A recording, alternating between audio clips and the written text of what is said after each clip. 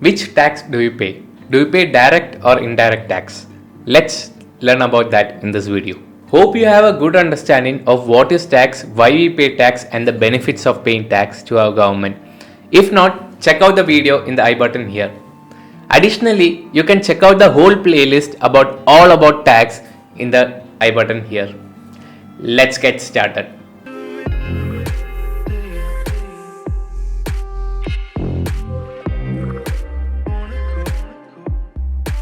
Taxation in India is majorly divided into two parts: direct tax and indirect tax. Direct taxes are imposed on corporate entities and individuals. These taxes cannot be transferred from one person to another.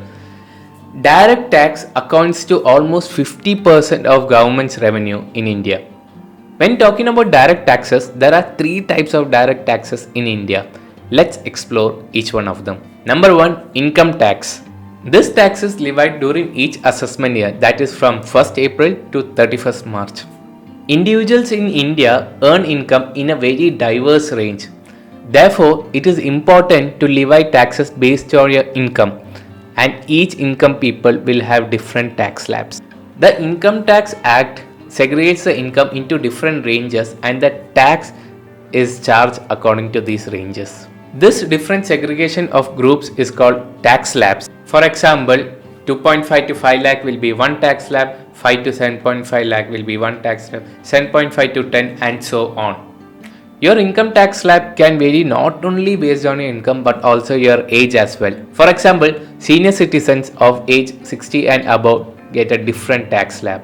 Number 2, capital gain tax. When there is a sale of capital asset and there is a profit out of that, capital gain tax come into play. The rate of tax of capital gain depends on the type of capital gain which you have. According to Income Tax Act 1961, capital gain tax is divided into two types: short-term capital gain and long-term capital gain. Short-term capital gains are the assets which is sold within a specified period. For example, equity stocks sold within 12 months of the date of purchase. Debt mutual fund sold within 36 months of date of purchase. Real estate property or gold sold within 36 months of purchase. If the asset is sold after the specified period, it comes under long-term capital gain. Therefore, you are liable to pay long-term capital gain tax. Number 3, corporate tax. Corporate tax applies to the business or entities that file return as a company. The tax slab rate depends upon the turnover of the firm. Let's talk about indirect taxes. Indirect taxes is one of the most consistent and the largest revenue source for our government of India. Under indirect taxes, there are 5 different categories. Let's look at each of them.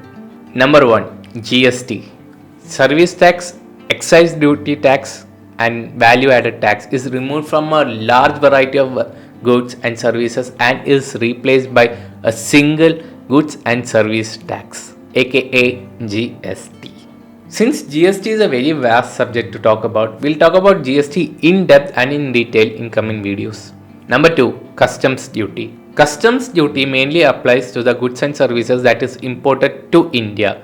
In very rare cases, customs duty is also applied to the goods exported from India as well. For example, all these luxury cars which you are seeing, Rolls-Royce for example, is imported from UK.